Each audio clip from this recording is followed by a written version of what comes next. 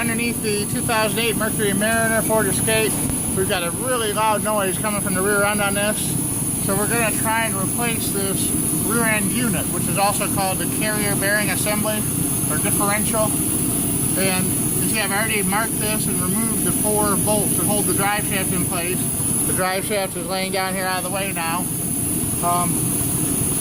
According to the manuals and service departments, this is a pretty big job requiring a lot of assembly of rear end components and stuff. And we're going to see if we can sneak a way in here to hack this up and do it a little easier and save you a whole bunch of time today.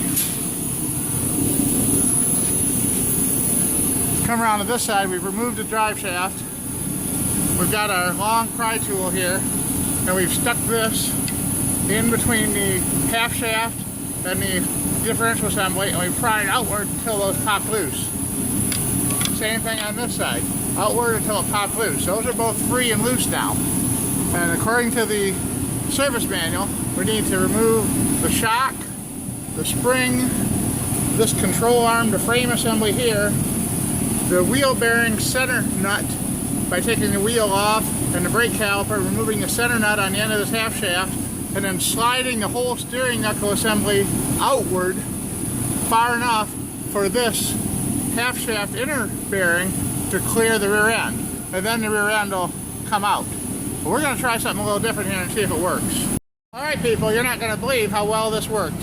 What we did is we released the 4 front mount bolts for the rear end unit. Then we released the 3 that were on the side of the bracket in the back driver's side, plus the 1 big bolt that goes through this bushing here. That freed up the entire rear end unit. We still couldn't get these shafts out. These shafts are really long. So instead of disassembling the spring, the control arm with that iffy, sketchy kind of bolt, we removed this lower control arm bushing here and this lower arm control bushing bolt here. We let the control arms drop free on each side. You can see everything here is still hooked up normally. With that up in the air, and with the help of this adjustable jack stand here, which we stuck underneath the shock tower and lifted the shock up a little bit to take a little bit more pressure off of it. We dropped these down. Once those were down, we got the spare tire out of the way, obviously. We grabbed a hold of the rear end, we pulled it straight back, and as we pulled it back, the half shafts slid right out. The further they got back, the further they slid out, and once one popped out, we slid the other one sideways and out, and we were good to go. This whole project only took us about an hour to take this out, and that was fighting our way through it, trying to figure out how to do it the easy way without spending 6 or 8 hours like the dealer claims that this takes.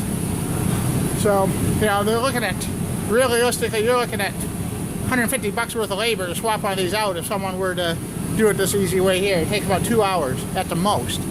Now, when we put it back on, we're going to lift the rear end up into place. We're going to slide one side onto the CV shaft, lift that whole assembly up into place. When we get almost into place, we're going to slide the second CV shaft up into place and slide center of the rear end, push it in, knock the CV shafts into position, and we're going to be good to go.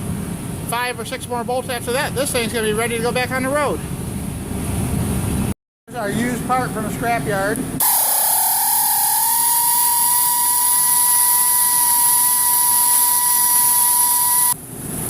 We just removed the brackets off it from the one we got from the scrapyard. We got this for $125 removed.